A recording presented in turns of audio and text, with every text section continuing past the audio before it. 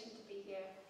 Okay, so Min pretty much told you who I am, but I'll tell you a little bit more. So, ko wai ahau, ko paika kimona, ko te tawa, ko ngāpuhi, rātou ko te arawa, ko whakatohia o ka iwi, ko Ngāti Hau Te Hapu, ko Pihia le Toku Marae, ko Debra Kake Toku Mama, ko Bertold Kuna no Horana Toku Papa, ko Jade Taku Inwa.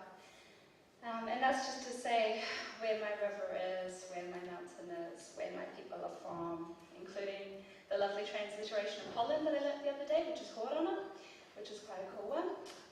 Anyway, so the main thing I really want to talk about today is the project that I did for my master's thesis. So as Min mentioned, I did do that for my master's in architecture, but it's also a proposal that our community of Pihia Marae are taking forward. So this year we should be able to enter into detailed design and also looking at detailed financial modelling and all of the technical stuff that will get our project across the line. And then I do think I'll have a bit of time at the end, so what I'd really love to do is have a bit of a discussion around what are some of the barriers to Māori communities adopting natural building technologies, because there's a lot of interest, but there are also some difficulties that we face. And then maybe because we have the experts in the room, we could have some discussion and some guidance from you all about how we might overcome some of those barriers. Okay, so I thought I would start with some photos of the community that, well, just this slide of the community that I grew up on. So my parents met in Melbourne in the late 70s, and they both decided that they wanted to have a bit of a tree change, get out of these urban environments that they had been living in, and they decided to join some others to form an eco-community on the north coast of New South Wales in Australia. So Billinghurst community was established in 1982 by like-minded people with a shared interest in rural lifestyles, affordable innovative housing, and rural regeneration. And at that time it was a sort of, I guess, a dying the dairy economy was falling over in that area.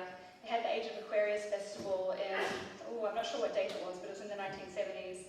And that brought in a lot of people from outside the region, a lot of European migrants, and also people who come from the cities in Australia. So I think I was about 17 before I realised that most of my friends, their parents weren't from that area either. I'll never forget when my friend said to me, so why did your parents move to the North Coast region? And I realised, oh, every single one of us here, our parents are from overseas, or our parents are from somewhere else in the country. But it was a beautiful place to grow up. And really great being a child there because you're very well supported, you know everybody in the community. My dad built our house, as you can see there. It started not so great, I guess, because he was 21 and didn't know a thing about building, but he learned quickly, and over time the house got bigger and his building skills got better. I think I was about 10 before he had any power tools. I still remember him in our house is completely out of hardwood with one of those hand drill things. Yeah, anyway, so that's where I'm coming from, and it was actually one big farm, and a group of people bought in shares, and so I think there's 115 titled 2-acre blocks, and around the same amount, so 220 acres of commons, and 300 acres of reforestation and conservation areas. But unlike a lot of other sort of village schemes, it didn't have the houses clustered together, they were each on their individual 2-acre section, and reflecting on that later, I think my dad said that was probably the weakness of the way the community was planned, in that everybody was kind of quite separated from each other. And also the lack of economic opportunities, because there's not a lot of work around that area for young people. So it's great for, you know, children and young families, but maybe for people in my age group, there's not many that live there now. So, moving on. Oh, if I can get this thing working. Oh, there we go. So my mom's Māori, as I said before, and growing up I was really close with my koro, my grandfather, and he used to bring me home a lot, and I was also very close with his older sister, my Auntie Louisa, who was the matriarch of our family, and they both sadly passed away in 2008. But thanks to them and other people in my extended family, I grew up with a very strong sense of identity and a strong sense of belonging, even being Māori and Dutch and growing up in Australia, which sounds like a big crazy mix of things, but you know, my auntie used to say to me, "Girl, you know where home is?" And I'd be like, yes, auntie, I know where home is. And I'm glad that they made sure I didn't forget it, because it's been really valuable to me now as I've grown up, and also responded to the call to home. So I've been back for about 4 years now, actually. So this here is our Tūranga Waiwai. This is our marae pehiawari. So the pehiawari is that triangle. Now I don't know how good it works. That triangle in the middle is pehiawari marae. And that outline around the edge is the original 289, now is it acres? That's a good question, I always get those confused. Yep, 289 acre block. So what happened was, I think it was 1862, we had the Native Lands Act, and that basically sought to individualise Māori title, because previously it had been held in common. And with that act there came firm boundaries, so before you might have had a whakatoki that would tell visually where the boundaries were, and sometimes there was overlap. From this time onwards, you had a boundary drawn in a map that was held in the offices of the Māori Land Court. Well, the Māori Land Court was formed a few years later, but same kind of thing.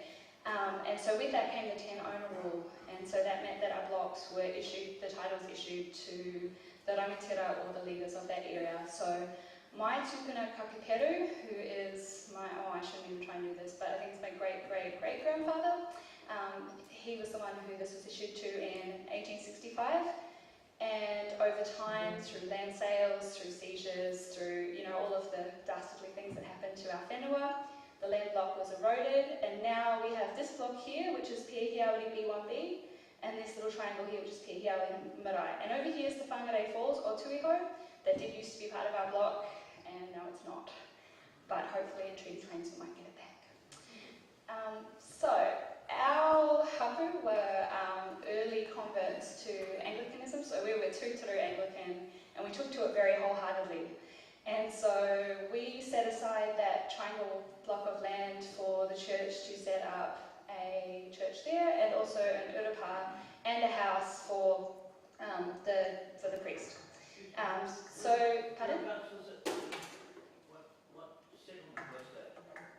Oh, what do you mean? Yeah, that urban settlement, where is that? Oh, sorry, did I not say it's in Whangarei? Sorry about that. So this is Whangarei, this is Tikipunga there, and so we're just off the edge of town. Thank you. That's probably a very useful clarification, my apologies. Our church, St. John's Anglican Māori Church, was built in 1888, and then the vicarage house was built shortly after that, and in 1932 the Anglican Church decided to vest it in themselves and converted our land to general title. But by the 1970s, the new Christ Church had been built in town. It was much bigger. Pehiawari Church was losing parishioners, and Anglican Church decided to divest of it. It wasn't, worth their trouble anymore. And so at that time, our kaumātua, which are elders, rallied to save our marae. And in 1981, a bill was passed through a private act of Parliament with the assistance of our whanaunga Winston Peters, amongst others, and that's how we got our land back. But we are in a slightly unusual situation now in that our marae is on general land when normally they're not. And so that's our kaumātua there. That's my great uncle Wiramu Kake. He is the brother of my great grandfather, and he lived until he was, I think he was 98, so he didn't quite make it to 100.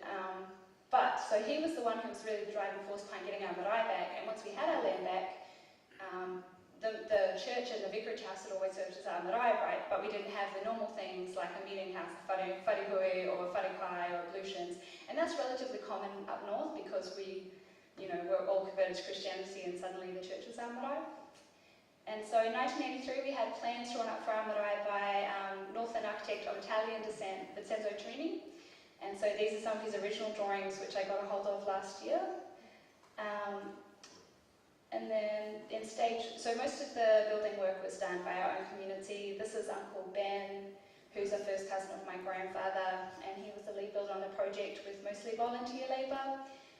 So the first stage we put up the car packing and the ablutions block. In the stage 2, this is the wharehui being built with Uncle Bill in the front there, and everyone was really worried that he's going to pass away before the project was finished, so it was a mad rush to get it done, but then he lived for a few more years after that still. And then the next stage we opened up, this is the wharehui opening. We don't have a wharekai yet, so we just had a big tent set up. This is in 1991, I would have been 3 years old. here's our marae today with a view from the back. So there's some future sort of additions. So this is we have a greenhouse and a potting shed, a marakai, which is a garden. There's a whare over here that's half built that you can't see. Anyway, so we've been pottering away, adding things.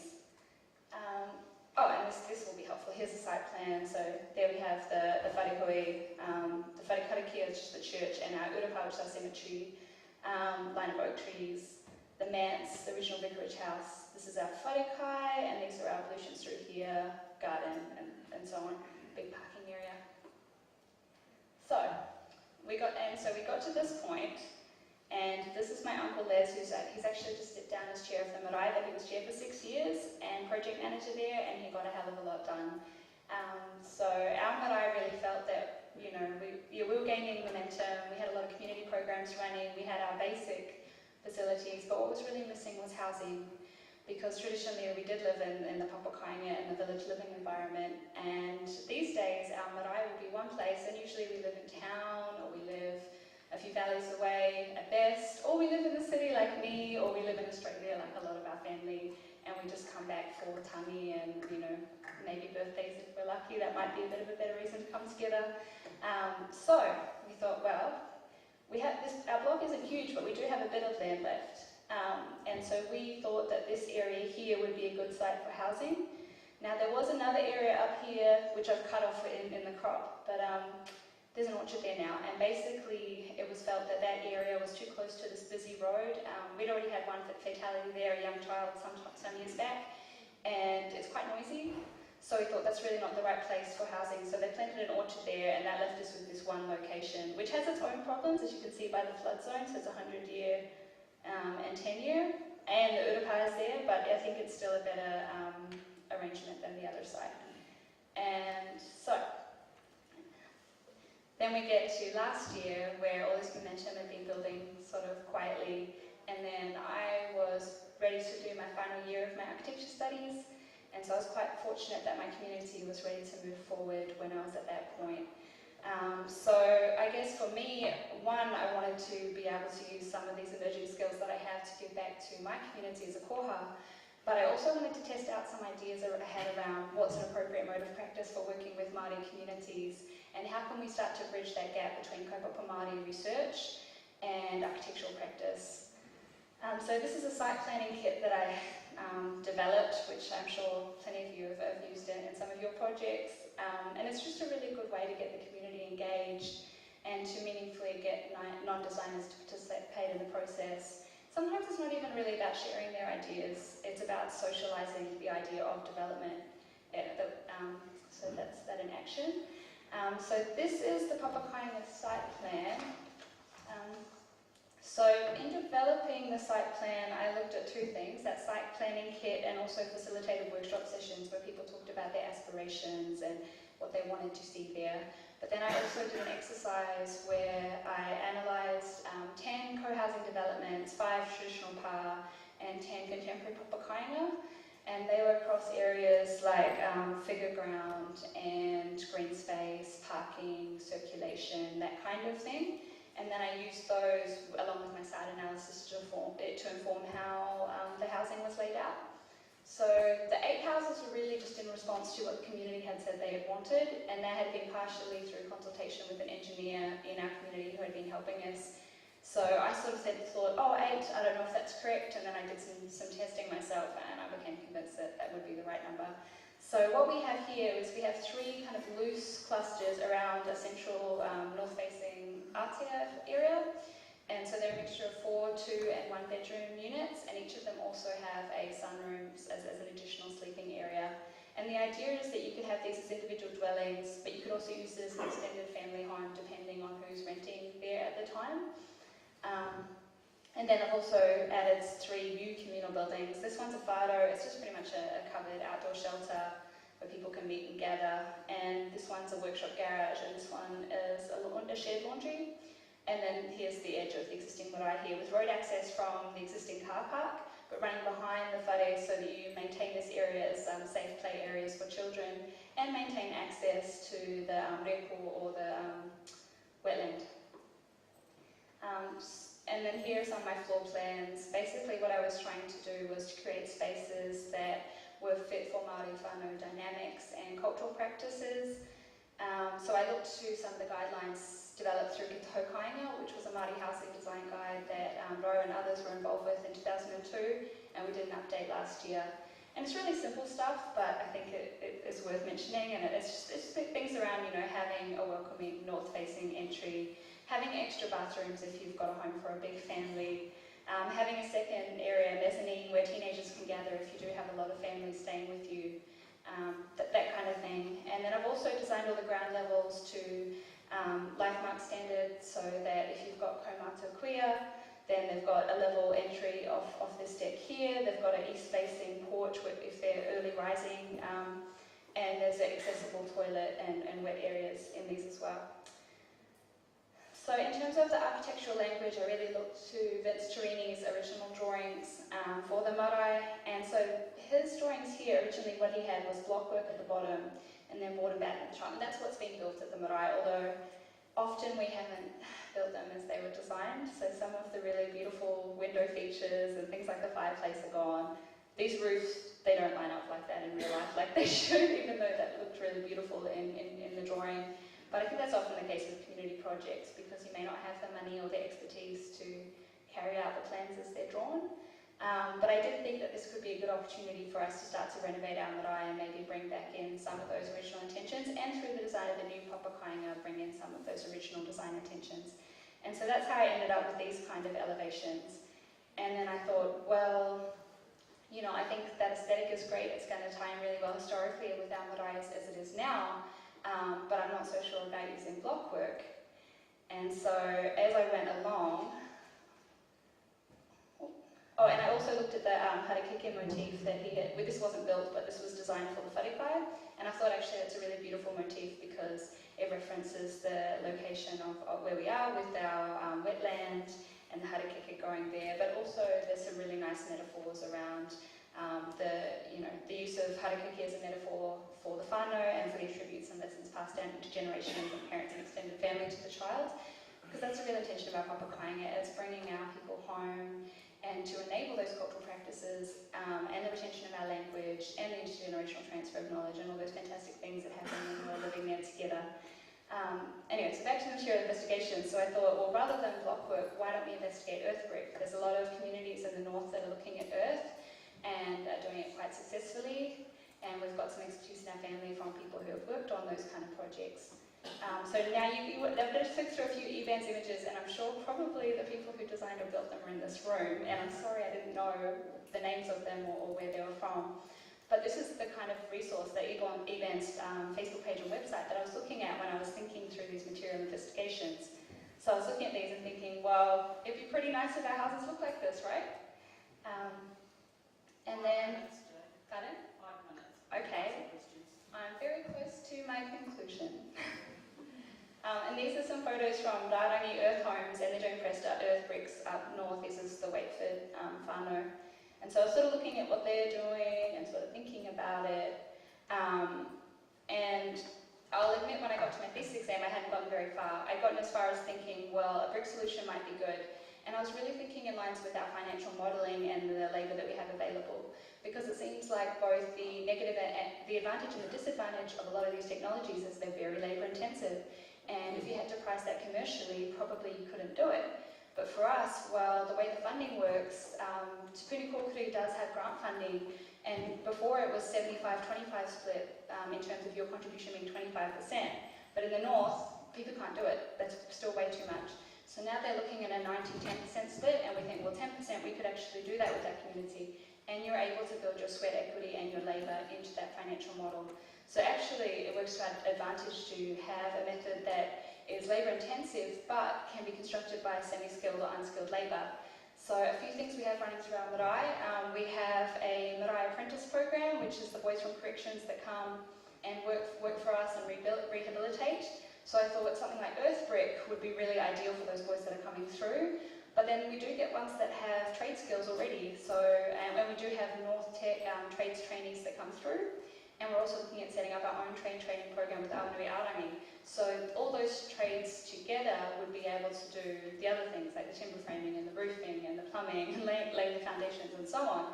So I think between those different labour sources plus whatever labour our community can commit part-time, because people work and have children and so on, I think collectively we've got a pretty stable base for building sweat equity into our financial model and thus getting our grant funding across the line. So that's where I was really coming from, but of course there's all these other things, like a lot of Māori communities really identify Earth because of the connection to Kapatuanuku, which is the ancestral Earth Mother, and so the connection to her as a provider of health and well-being I think is really important and really resonates on a spiritual level. So there were all these really cool things going for it, but I was quite worried about the installation value because from what I understand, the Earth is quite good in thermal mass but not so good in installation. So as I've been at this conference and I've been listening to all the technical experts talking about their mahi, I've been sort of trying to pick out the different things that will be useful for our project and for our communities. So the one that really impressed me was I went to Peter's presentation about load-bearing lightweight adobe bricks, and I was like, oh, okay, so if you had paper and you had a few other things, hey, this could actually do what we're already thinking, but address our issue of installation. The other thing, and then I'll finish on this point, the other thing is that the kind of vanilla loan requirements, which is, and it's likely that we'll need some small loan to get our finance across the line, is that the houses need to be built on piles so that they can be removed if you default on your loan, because of course they can't take your land. And usually you don't have anything else to put up as security. So I'm wondering if perhaps a lightweight solution might actually work for us, because from what I understand, infill might work fine if we're up on piles and built on a platform, but I don't know if you could use lightweight structural bricks that way, so that's really a question. Because in my designs for my thesis, I had it on grade, but of course that may not work if we need to access that loan product. So those are questions I'd like to put to the floor, but I'll just show 2 more images that you might have seen outside. So this is outdoor perspective, and I guess it's just really showing what the social and cultural dimensions and what I feel that our papakai will facilitate. So there's children playing here, and there's a kuia watching them on the balcony. There's a guy gathering watercress. There's a tuna in our lovely clean creek. There's Kake growing over here, and there's a group of adults over here preparing kaimoana to eat. So these are the type of things I hope we'll be able to do once we have our papakai and being designed in the way that it has been. And there's just a shot of the inside, thinking, well, yeah, I think it would be a nice place to live if it was like that. Okay, I think that's my time up. Thank you very much.